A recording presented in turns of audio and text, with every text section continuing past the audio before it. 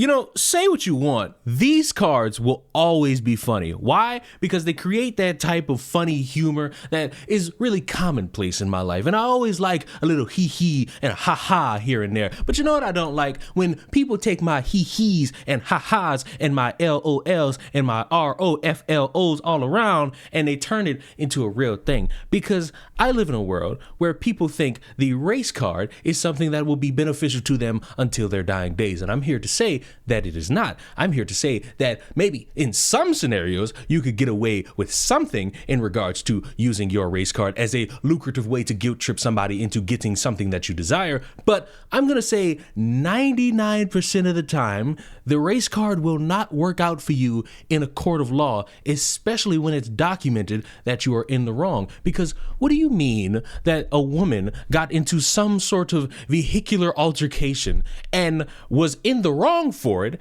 and decided to pin it on the fact that they are starving and colored? Upon arrival, the officer spoke with the complainant, who stated that she followed the defendant after the defendant's vehicle hit her twice and failed to stop and give information.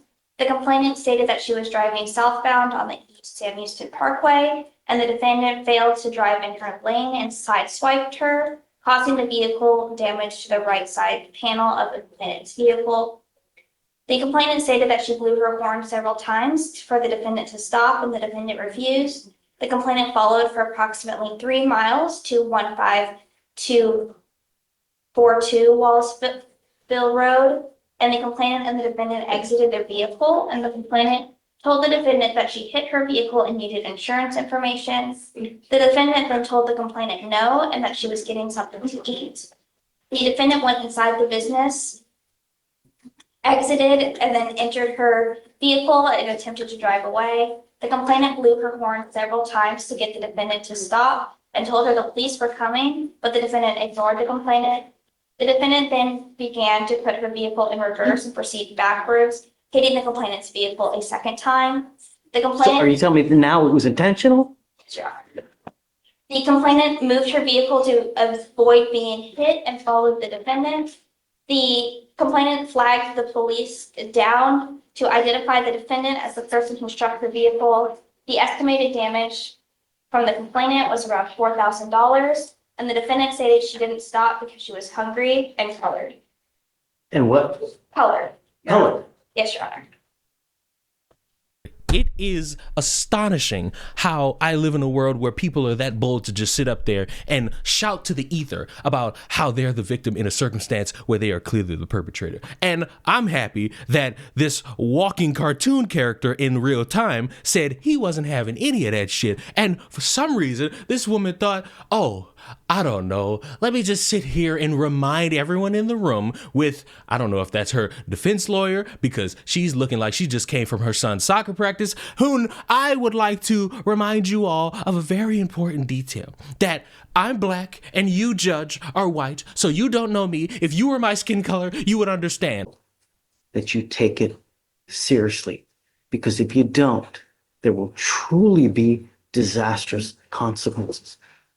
Ms. Gill, I want you to understand that I'm going to do everything in my power to protect my public at all costs. Do you understand?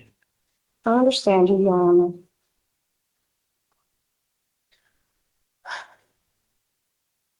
May I make argument for a PR bond, Your Honor?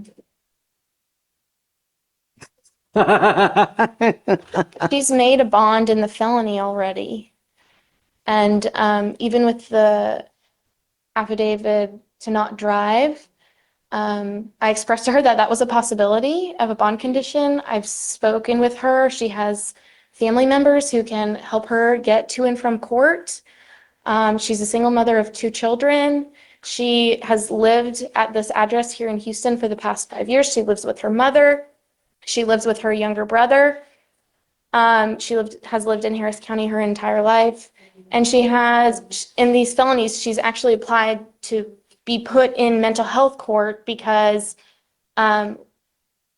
during this incident and the felonies, she was unmedicated and she has a history of mental health diagnoses. And so as a client of the Harris County Public Defender's Office, we have every intention of getting her treatment for those mental health issues. But she's already made a bond in the felony, and she is willing to abide by any condition that this court will impose on her. It's down to the difference between $0 and $100. And So I appreciate your argument. She's technically, you are right on bond. My feeling is that these felony courts probably do not know that she has now picked up this case yet. So I don't know what, if anything, they're going to do when they do discover this. I find, Ms. Goucher, right? Is that what, Ms. Goucher? I really appreciate your argument going to bat for her, but I think with her demeanor, her attitude, her reckless and wanton action on the road, is that you are a danger to the public, and your bond is now set at 1,000, and I'm going to raise it to 5 because I think that you really are a danger to the public, and your attitude shows us and tells me that, hey, I'm going to do what I want to do, and that's it. And that's always, I mean, really, don't say anything. how many people died this weekend on the road because of the reckless and wanton actions? All we want are our streets to be safe. You're not helping me, Your Honor. You're not helping Don't say me. anything. I'm struggling. I'm a single mom, and I've been struggling with the courts for years already, and I'm tired of this. Okay? I was beat, okay, in front of my children, and I was thrown on the ground like an animal, okay? And I'm tired of this. I'm tired of all of this, okay? In front of my children have trauma, okay? And I have no insurance for the medication, and I have not been on the medication. I'm trying to get the insurance to get on the medication. Ms. Gill, Okay. I understand that, but at some point, your actions become your own, right? You don't understand. I'm colored. You don't understand me. You don't understand me. If I was a different color, you would. And it's true. That's so It's not. so true. It's so true. And you know this. You know what I'm talking about. I call out discrimination when I see it on a daily basis, ma'am. I don't care who it is. I don't care what color. If they're a small farm animal, I don't care. I call it when I see it. I'm your skin color, and I don't know what the fuck you're talking about. I'm your skin color, and I think you're completely in the wrong. I'm your skin color, and I think you're trying to play on people's heartstrings, and you are embarrassing yourself. I agree with the judge. Yes, you are a danger to everybody else, and you have a CDL, which means you are put at a higher standard of responsibility than me, a casual driver who understands that if I go over the speed limit by, let's say, if I'm in a 25, I go past the speed limit by 100, I'm either getting a really hefty ticket or I'm going to jail depending on the circumstances of where I'm at any given moment in time. I understand that. And if I were to ever be in those predicaments, I'm not going to say, hey, judge, you don't know my struggle because you're not my skin color. Bro, everybody's struggling right now. We don't have time for that fucking shit no more. We don't have time for people trying to use their struggle as a way to get out of something when everybody's struggling in every different scenario. We're all the same type of human right now. We all penny pinching. We all sitting here having to make ends meet. We all sitting here trying to make the next day better than the last day. And here you come trying to say, oh, well,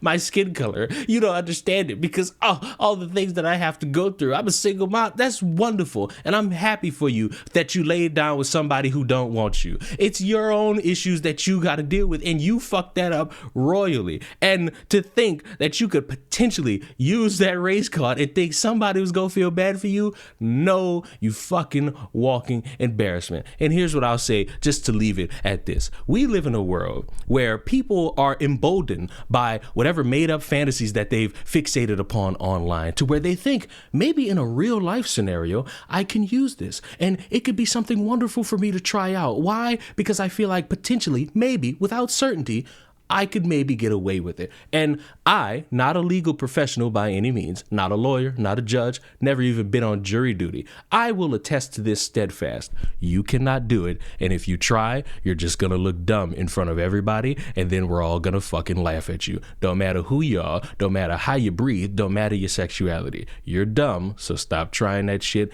and just go and deal with your consequences. Subscribe to the channel. I will see all of you lovely looking people in the next one, where we could all pull our race cards out and see who could get that 15% discount on a pitchfork. Mwah! Goodbye.